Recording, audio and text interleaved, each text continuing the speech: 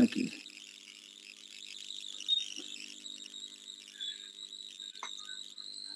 Control C দেখি, দেখি।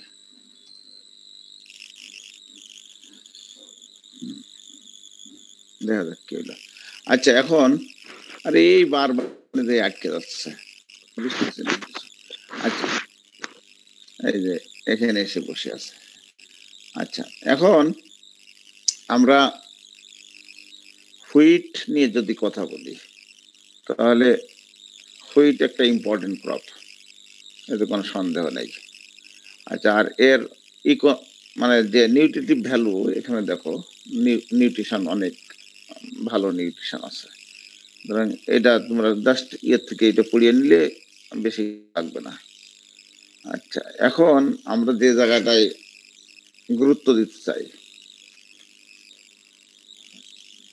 এই যে আটার মধ্যে দেখো গ্লুটিন থাকে বলেই বেকারি প্রোডাক্টগুলো তৈরি করা যায়। আচ্ছা এরপরে বহুত রকমের ব্যবহার আছে, হুইট গ্রেইনের ব্যবহার আছে, স্ট্রর ব্যবহার আছে, ব্রানের ব্যবহার আছে। কিন্তু এখানে একটা ইম্পর্টেন্ট ইনফরমেশন দিয়ে রাখছে, হেলথ কনসার্ন, সরি ওই হেলথ কনসার্ন অ্যানোটেশন। আচ্ছা হেলথ কনসার্নের ব্যাপারে একটু বলছে, এই ধরনের একটা ডিজিজ হয় যেটা ইমিউন সিস্টেমকে বাধাগ্রস্ত করে। সুতরাং হুইট খাইলেই যে ভালো কিছু হবে এমন কিছু না, কিছু কিছু সমস্যাও থাকে।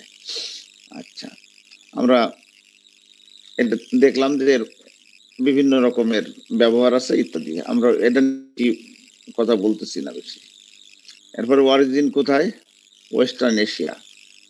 তারপরে বিভিন্ন জায়গায় বলে দিচ্ছে, অ্যাবিসিনিয়ান সেন্টার, নিয়ার এশিয়া, তারপরে মেডিটেরিয়ান সেন্টার, কোনটা কোনটা কোথায় হয়েছে, সেন্ট্রাল এশিয়া, এই স্পেসিসগুলোর নাম এখানে বলে দিচ্ছে। এখন এখানে দেখো ব্রেড হুইটটা হচ্ছে সেন্ট্রাল এশিয়াতে, ইকন নিয়ার ইস্ট রিজনে, মেডিটেরিয়ানে ড্রাম হুইট, আফ্রিকান রিজনে ড্রাম হুইট। তার এই হুইটের বিভিন্ন ক্লাসিফিকেশন আছে, এখানে দেখো ক্লাসিফিকেশনের ব্যাপারে বলা আছে যে ডিপ্লয়েড আর হেক্সাপ্লয়েড।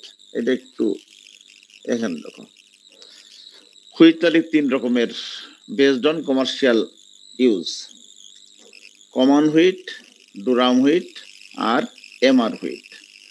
তার জাতের নাম দিয়ে দেওয়া আছে হেক্সাপ্লয়েড, ট্রিটিকাম স্টিবাম, আর ডুরাম হুইট ট্রিটিকাম ডুরাম, আর এমআর হুইট ট্রিটিকাম ডাইকোকাম। এদের কালার এবং ক্যারেক্টারিস্টিক্স এখানে বলে দেওয়া আছে। আচ্ছা এখানে নিচে এসে আর দেখো যে হুইট আমরা দুই ধরনের দেখে থাকি, একটা হলো হ্যাবিট অনুযায়ী দুই রকমের, একটা হচ্ছে উইন্টার হুইট আর একটা হচ্ছে স্প্রিং হুইট। আমাদের দেশে সাধারণত যে হুইট হয় এটা স্প্রিং হুইটটা আমাদের দেশে হয়, এবং উইন্টার হুইটটা আমাদের এইসব দেশে সাধারণত হয় না। দেখো 20 থেকে 40 ডিগ্রি নর্থ, এবং তো যাই হোক আমাদের খেয়াল করতে হবে যে আমাদের দেশের যে সমস্ত হুইটগুলো হয় এগুলো হচ্ছে সাধারণত স্প্রিং হুইট। আচ্ছা এরপর হচ্ছে প্লান্ট ক্যারেক্টারের ব্যাপারে কিছু কথা বলা আছে, এটা দেখে নিও, এটা আমার পড়ানো বেশি না। এখন আসো যে হুইট টেম্পারেচার মানে ক্লাইমেটিক রিকোয়ারমেন্টের ব্যাপারে দেখো, এটা কোথা থেকে কোথায় 3300 মিটার হাই পর্যন্ত উচ্চতায়ও এটা উৎপন্ন করা যায়, আর 60 ডিগ্রি নর্থ পর্যন্ত যায়, অর্থাৎ যত কোল্ড এরিয়া আছে সবখানেই হুইট হয়। হুইটের জন্য টেম্পারেচার যা লাগে, আচ্ছা optimum temperature for germination 20 to 25 degree Celsius. আচ্ছা ফটোসিনথেসিস ভালো হওয়ার জন্য 35 to 36 ডিগ্রি সেলসিয়াস। তাহলে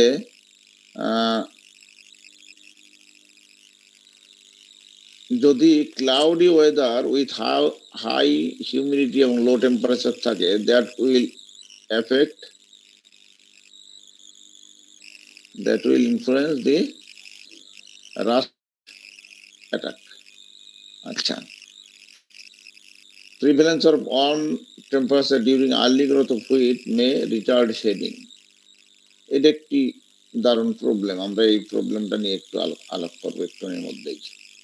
এই যে এটাকে বলা হয় যে ওয়ার্ম টেম্পারেচার ডিউরিং আর্লি গ্রোথের রিটার্ড হেডিং, তার মানে হচ্ছে হেডিং এর ক্ষতিকর। তাছাড়াও আরো সমস্যা আছে। তাহলে আমরা দেখতে পেলাম যে temperature and with 4 days favor initial tillaging. Winter wheat if planted in spring. Winter wheat যদি স্প্রিং এ লাগানো হয়, অর্থাৎ আমাদের এলাকা হচ্ছে স্প্রিং হুইট, উইন্টার হুইট যদি লাগানো হয়, seed germinate but influences do not form. আমরা উইন্টার হুইট যদি আমাদের পরিবেশে লাগাই তাহলে হবে না, সিড জার্মিনেশন হবে কিন্তু ইনফ্লোরেসেন্স বের হবে না। Culm do not elongate, plant remain in short vegetative cluster, do not flower. আচ্ছা, optimum temperature at the time of ripening 14 to 15 degrees Celsius. Ripening grain prematurely if temperature above 32 degrees Celsius prevails for 3 to 4 weeks after flowering. After flowering এ যদি 32 ডিগ্রির উপরে temperature চলে যায়, premature ripening হবে। Temperature condition during grain filling and development very crucial, এবং grain filling এর সময় এবং ডেভেলপমেন্টের সময় it should be around 25 degree. If high temperature to mass energy lost, এখানে আমাদের বাংলাদেশে যে সমস্যাটা আছে, আমরা যদি খেয়াল করি যে বাংলাদেশের হুইট চাষের প্রধান সমস্যা কি, তাহলে আমরা সাধারণত আইডেন্টিফাই করি short winter. Short winter is the major problem of wheat cultivation in Bangladesh. এটা মাথার মধ্যে রেখো। তো এই শর্ট টেম্পারেচার, শর্ট উইন্টার হলে আমাদের হুইটের প্রোডাকশন কমে যাবে, যেটা আমরা একটু আগে এখানে দেখলাম যে টেম্পারেচার যদি 32 ডিগ্রির উপরে চলে যায়, প্রিম্যাচিওর ফ্লারিং হবে এবং গ্রেইন ফরমেশন ভালো হবে না। এই যে গ্রেইন ফরমেশন ভালো হয় না হাই টেম্পারেচার হলে, এটাকে আমরা বলি হাই টেম্পারেচার স্ট্রেস বা টার্মিনাল হিট স্ট্রেস। এই দুইটা শব্দ মনে রেখো, high temperature stress or terminal heat stress. এই টার্মিনাল হিট স্ট্রেস থেকে রক্ষা পাওয়ার জন্য অনেকগুলো পদ্ধতি অবলম্বন করার চেষ্টা করছে বাংলাদেশের হুইট রিসার্চ সেন্টার ছিল আগে, এখন ওটা wheat and maize research institute হয়েছে। তো তারা বহুত রকম ভাবে চেষ্টা করতেছে, আমরা একটু পরে আসতেছি ওখানে। আমরা ভ্যারাইটি নিয়ে আলোচনা যখন করব তখন ওই কথাগুলো আবার।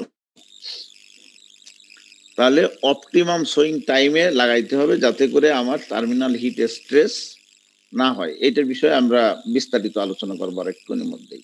তাহলে সোলার রেডিয়েশন বেশি পাইতে হবে। আমরা সবসময় জানি সব ক্রপের জন্য solar radiation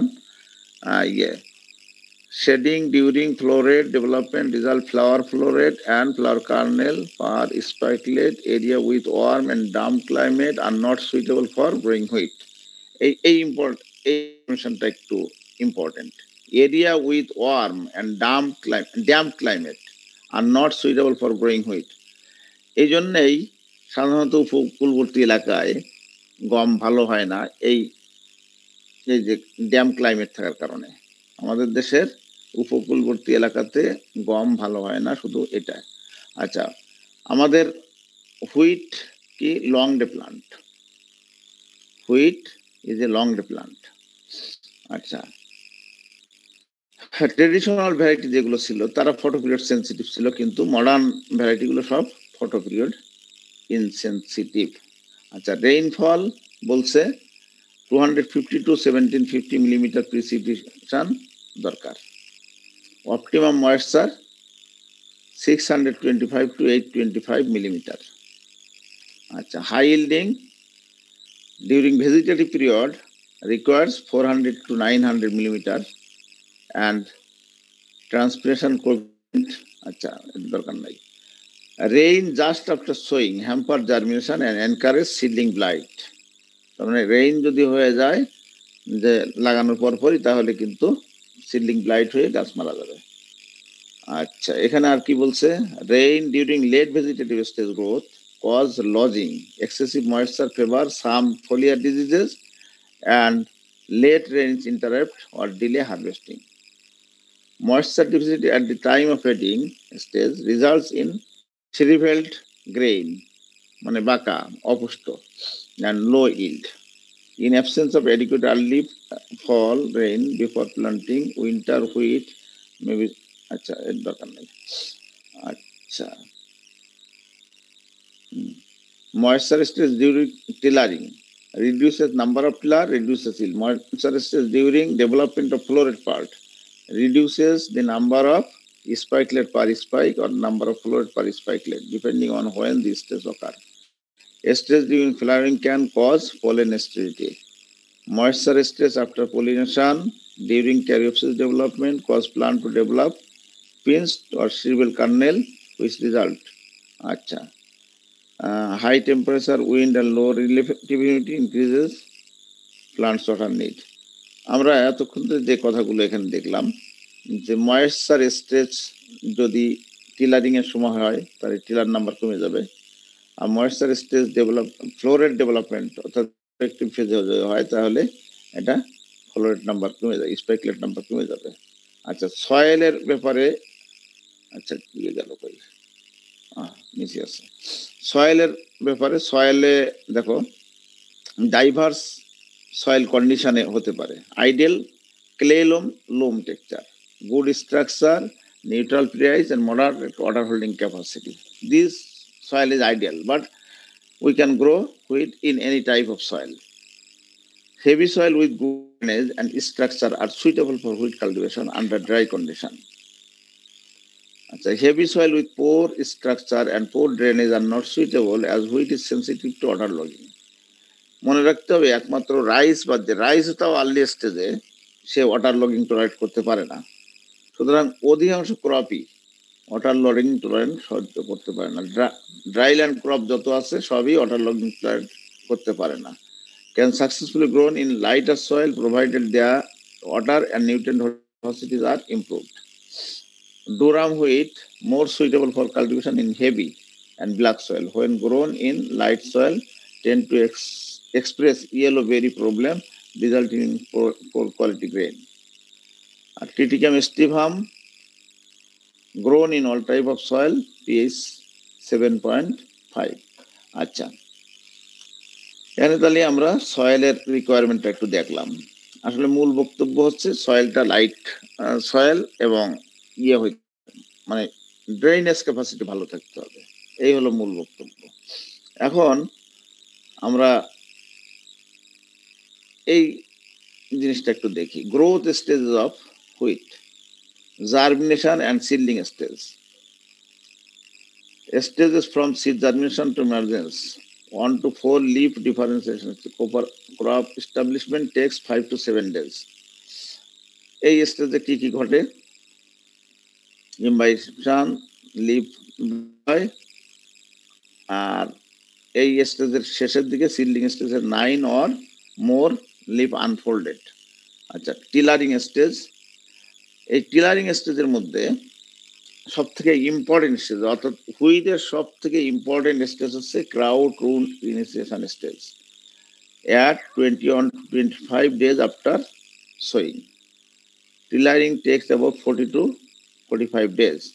As a crown formation is soon followed by the appearance of tiller, development of secondary and crown root system. The crown root initiation stage is the most important stage in wheat's plant life. Acha, elongation and jointing stage, booting or late jointing stage এবং তার duration এখানে বলে দেওয়া আছে আচ্ছা heading stage অ্যান্থিসিস stage সাধারণত 90 থেকে 95 দিনের কথা বলতেছে আচ্ছা পোস্ট ফ্লাওয়ারিং স্টেজ এখন আমরা এই শখটা দেখলে এখানে দেখতে পাবো যে স্টেজগুলো এইভাবে লেখা আছে এবং তার ক্যারেক্টার বলে দেওয়া আছে। আচ্ছা, এখন আমরা এই স্টেজগুলো দেখলাম এবং একটু পড়ে নিবা ভালো করে যে স্টেজগুলো কি কি এবং তার ক্যারেক্টারিস্টিক্স কি, আর ডিউরেশনটা আগের বর্ণনা থেকে মিলাই নেবা। আচ্ছা, এখন আমরা প্রোডাকশন টেকনোলজির মধ্যে আসি। তাহলে কোথায় লাগাবো সেটা জানলাম, কোন সয়েলে লাগাবো সেটা জানলাম। এখন প্রথম কাজই হচ্ছে ভ্যারাইটি সিলেকশন। তো ভ্যারাইটি সিলেকশনে দেখো আমাদের বাংলাদেশে 1974 সালের থেকে ভ্যারাইটি রিলিজ হওয়া শুরু করছে, যদিও 61 সালের থেকে শুরু হয়েছে চাষাবাদ, কিন্তু 1974 সালে প্রথম ভ্যারাইটি রিলিজ হয়েছে Kalyan Sona, Sonora and Inia আর নর্টন। এই এই চারটে ভ্যারাইটি প্রথম রিলিজ হয়েছে এবং অধিকাংশ ভ্যারাইটির লাইফ সাইকেল দেখো 100 দিন থেকে 110-12 দিনের মধ্যে। এই যে এই একটা হচ্ছে 115 দিন, 112 দিন, 110 দিন এর মধ্যেই। এবং ইল্ড দেখো আগের ভ্যারাইটি গুলোর ইল্ড ছিল এই 2 থেকে 3 টন, কিন্তু পরের ভ্যারাইটি গুলো দেখো ডিউরেশন কমে আসছে কিন্তু ইল্ড বেড়ে গেছে। এটা হচ্ছে 4.5 থেকে 5.5 টন। 4.5 থেকে 5.5 টন মাত্র 100 দিনে যদি পাওয়া যায়, it is a very big yield. আচ্ছা, অন্যদিকে হুইটের যে প্রবলেম গুলো তার মধ্যে ব্লাস্ট, লিফ স্পট, রাস্ট এই সমস্ত গুলো হচ্ছে মেজর প্রবলেম। আর একটা প্রবলেম আমরা বলছিলাম হিট স্ট্রেস বা টার্মিনাল হিট স্ট্রেস। তাই এই হিট টলারেন্ট ভ্যারাইটি, এই যে ভ্যারাইটি গুলো আছে দেখো সবই হিট টলারেন্ট, 24, 6, 7, 8 এগুলো সবই হিট টলারেন্ট। এর নিচের দিকে যত ভ্যারাইটি আছে সবই 26 থেকে বাকিগুলো সবই হিট টলারেন্ট এবং ব্লাস্ট টলারেন্ট কোনোটা কোনোটা স্পট টলারেন্ট, অর্থাৎ এগুলো বর্তমান পরিস্থিতিতে মোকাবেলা করে টিকে থাকতে পারে। এখন ইলগুলো কিন্তু যথেষ্ট ভালো, 4 টনের উপরে কিন্তু ফলন এবং ডিউরেশন 100 থেকে 115 দিন। তো এই ডিউরেশনের মধ্যে এত ভালো ফলন, এটা একটি আশার কথা। কিন্তু বাংলাদেশে সবচেয়ে বড় সমস্যা যেটা, সেটা হলো যে সোয়িং টাইম বলা 15 নভেম্বর টু 6 নভেম্বর বা 30 নভেম্বর, এই যে 15 দিন, 15 নভেম্বর থেকে 30 November, this is the critical time এবং this is the optimum time. Sometime 6 December পর্যন্ত অ্যালাউ করা হয়, কিন্তু যদি তুমি এর প্রতি একদিন করে দেরি করো, এটা অনেক আগের রিপোর্ট, যদিও delay in sowing by 1 day after 30 November, এটা কবেকার রিপোর্ট ছিল, অনেক আগেরই রিপোর্ট। এই রিপোর্টটা হলো কোন সালে এরা বানাইছে, 2000 সালে, সরি 2000 না, হ্যাঁ 2007 সালে রিপোর্টটা লিখছিল। তারা বলতেছে যদি একদিন দেরি করে তাহলে 40-50 কেজি পার হেক্টরে ইল কমে যাবে। ঠিক আছে, এই যে এই যে বাংলা তথ্যগুলো আমার কাছে আছে এখানে। তো এরা বলছে একদিন দেরির জন্য এখানে লাভজনক পদ্ধতিতে গম উৎপাদনের উপায়, বি বি গম গবেষণা কেন্দ্র, নরসিংপুর, দিনাজপুর, তাদের তথ্য অনুযায়ী দেখা যাচ্ছে যদি একদিন কেউ দেরি করে লাগাইতে তাহলে একদিনের জন্য 40-50 কেজি ইল কমে যাবে। তাহলে এখান থেকে বোঝা যায় যে ডিলেড সোয়িং কত মারাত্মক। কিন্তু সমস্যা হলো এই যে অপটিমামের মধ্যে আমরা লাগাবো, দুইটা প্রবলেম এখানে ইদানিং হয়ে দাঁড়াইছে। 1 নম্বর হলো যে ফার্মাররা যে ভ্যারাইটি গুলো লাগায় আমন সিজনে, সেগুলো সাধারণত নভেম্বর মাসের শেষের দিকে হারভেস্টিং হয়। তো নভেম্বরের শেষের দিকে হারভেস্টিং করলে সঙ্গত কারণেই 15 ডিসেম্বরের দিকে চলে যায় হচ্ছে লাগানো। আরেকটা সমস্যা হয় ইদানিং ভেরি রিসেন্টলি, যে অক্টোবর মাসের শেষের দিকে বা নভেম্বর মাসের মাঝামাঝি একটা বৃষ্টি হয়। এই বৃষ্টিটার কারণে ওয়াটার লগিং হয়ে যায় এবং জমিটা তৈরি করতে দেরি হয়ে যায়।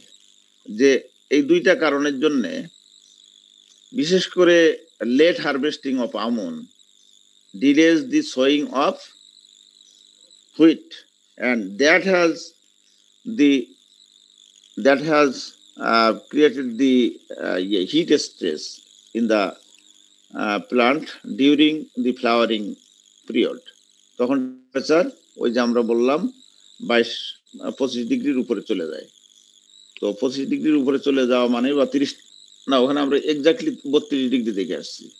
ওই 30-32 ডিগ্রির উপরে চলে যাওয়া মানেই হচ্ছে স্পাইকলেট স্টেরিলিটি দেখা দিবে বা চিটা হয়ে যাবে, ফলে ভালো ফলন পাওয়া যাবে না। তাহলে এখান থেকে উপায় কি? উপায় হলো একটাই, যে আমাদের যে এমন কোনো ভ্যারাইটি আমন ধান লাগাইতে হবে যেন 15 নভেম্বরের আগে আমার জমি ক্লিয়ার হয়ে যায় এবং আমরা লাগাইতে পারি। আর দ্বিতীয় যে প্রবলেমটা আছে সেটা হলো যে ওয়াটার লগিং অথবা জমিতে জো না আসা।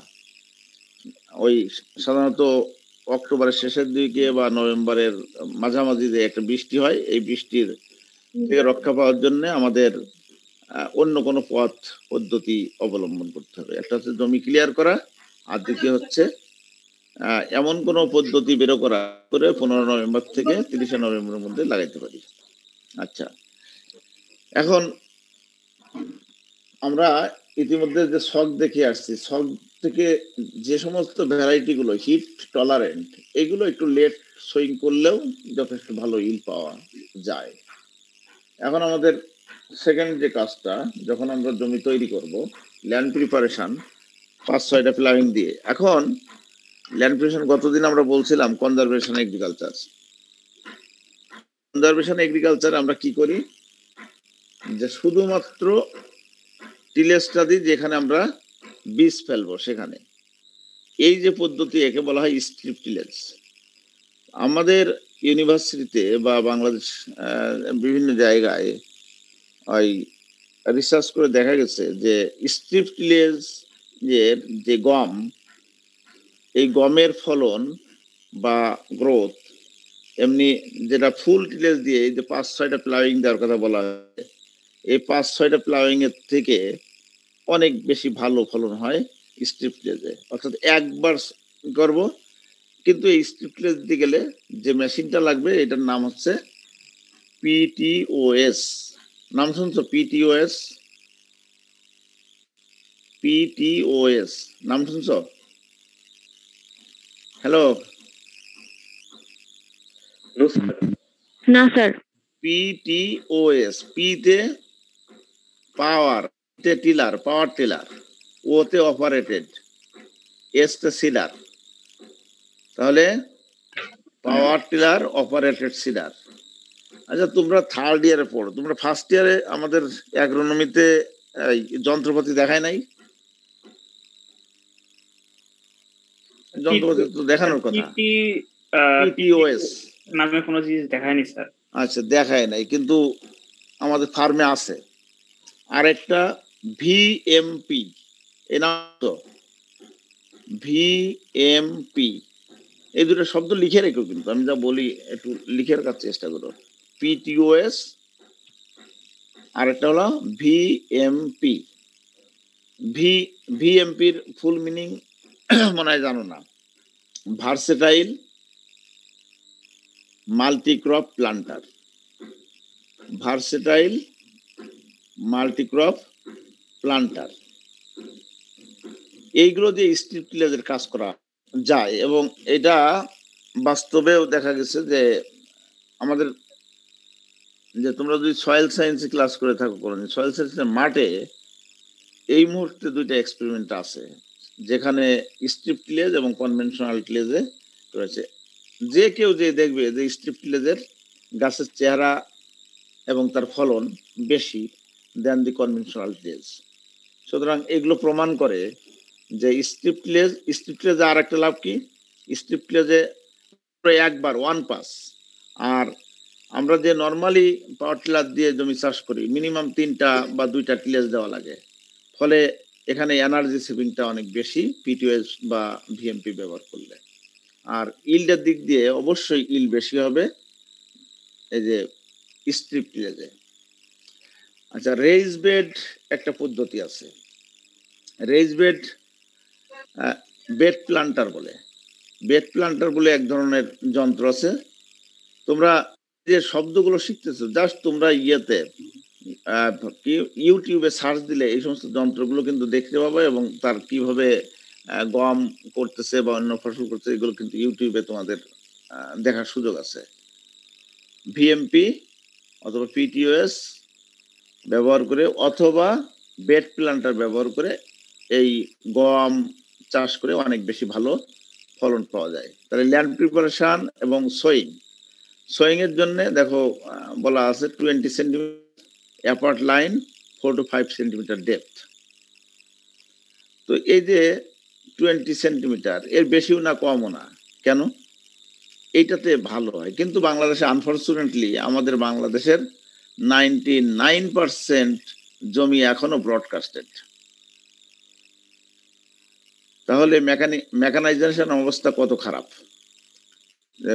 জাস্ট লাইন সুইং এর কিন্তু ইল্ড অনেক কম দেন, সরি, ব্রডকাস্টিং অনেক কম লাইন সুইং এ। কারণ লাইন সুইং এ যে প্লান্টের যে ডিস্টেন্স যেরকম থাকে, তার সে সোলার রেডিয়েশন ইন্টারসেপশন বেশি হতে পারে এবং ম্যানেজমেন্ট প্র্যাকটিস ভালোভাবে করা যায়।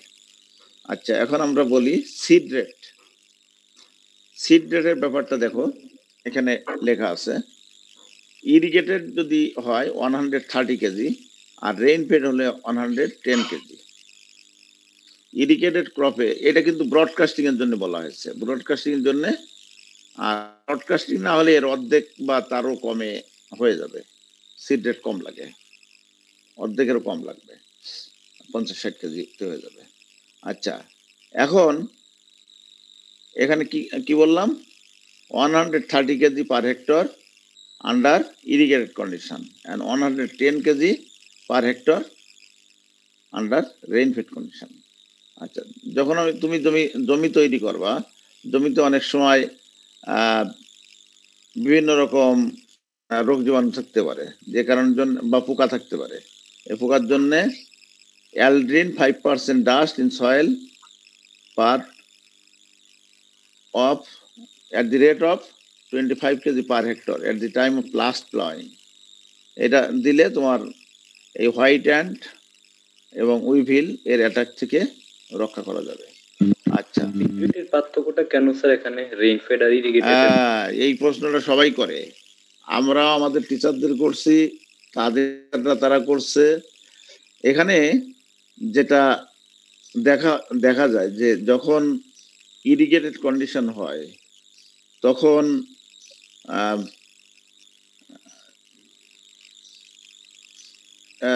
তখন যে ক্রপটা আসলে এর উত্তর কিন্তু আমরা ঠিক জানি না, কিন্তু বাস্তবে কিন্তু আমরা দেখছি যে রেট কিন্তু ওইটাতে বেশি লাগে আর এটাতে কম লাগে। এই হচ্ছে মূল বক্তব্য।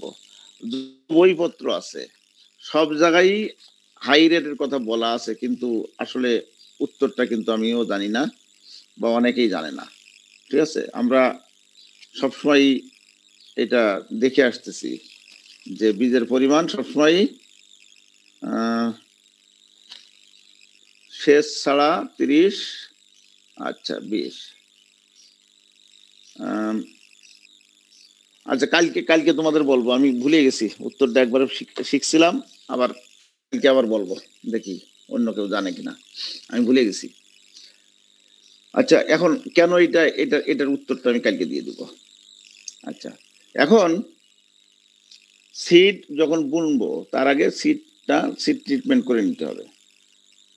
সিড ট্রিটমেন্টের জন্য ভিটাভিক্স 200 at the rate of 3 gram per KG seed, অথবা ক্যাপটান at the rate of 2 gram per KG seed, অথবা থেরাম at the rate of 2.5 gram per KG seed. এই যে করতে হবে, ট্রিটমেন্ট নিতে হবে। আচ্ছা, অথবা কার্বনিজম at the rate of 2.5 গ্রাম একটা, ইত্যাদি ইত্যাদি। তো সিড ট্রিটমেন্ট করে নিয়ে বীজটাই করলে তাহলে রোগাক্রান্ত হয়ে এই যে লুজ স্মার্ট বা অন্যান্য ইনসিডেন্সটা কম হবে। আচ্ছা, এখন আমাদের আসি ফার্টিলাইজার ম্যানেজমেন্ট। ফার্টিলাইজার ম্যানেজমেন্টে দেখো, এই তিনটা ফার্টিলাইজার টিএসপি, এমওপি এবং জিপসাম দুটো, কিন্তু ইরিগেটেড কন্ডিশনে যতটুকু দেওয়া হয় তার চেয়ে কম দেওয়া হয়, 20-40 কেজি কম দেওয়া হয় রেইনফেড কন্ডিশনে। ইরিগেটেড কন্ডিশনে একটু বেশি দিতে হয়, রেইনফেডে একটু কম দিতে হবে। এখন দাঁড়াও,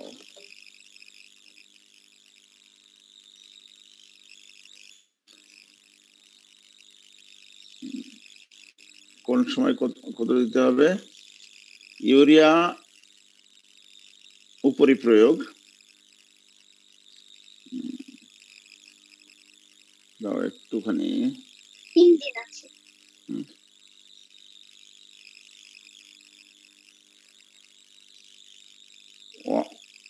1/3 কই লিখছে তো, লিখছেই।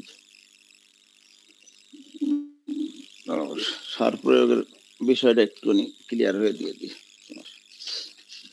এটা খুব ইম্পর্টেন্ট জিনিস না, ভুলে যাইতে হয় মাঝে মধ্যে। আচ্ছা, 2/3 ইউরিয়া এবং অন্যান্য ফার্টিলাইজার একবারই দিয়ে দেব।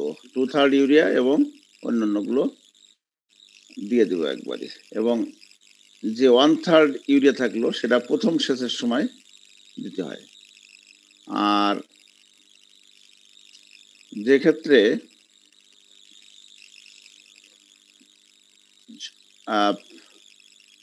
সেচ ছাড়া চাষের ক্ষেত্রে সম্পূর্ণ সার অর্থাৎ ইউরিয়া, টিএসপি সবটাই যে রেট দিছে সবটাই মানে একবারই ডিউরিং ফাইনাল ল্যান্ড প্রিপারেশন দিতে হবে, এবং যদি চারা অবস্থা হয় তাহলে 40 কেজি ইউরিয়া এক্সট্রা এখানে উপরি প্রয়োগ করতে হবে। এটা বলছে এখানে। তাহলে এখানে আমরা কি বললাম যে এইটার 2/3 আর এইটা হোল ডিউরিং এবং এইগুলো সহ বেজাল অ্যাপ্লিকেশন দিতে হবে। আর যদি রেইনফেডের ক্ষেত্রে কিলারিং স্টেজে, ভেজিটেটিভ স্টেজের মধ্যে বৃষ্টি হয় তাহলে 40 কেজি ইউরিয়া করতে হবে। এই হলো এখানকার রিকমেন্ডেশন।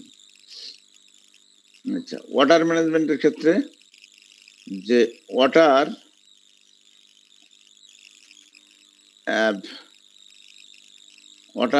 ক্রিটিক্যাল স্টেজগুলো হচ্ছে crown root initiation, flowering stage, milk আর গ্রেন ফিলিং স্টেজ।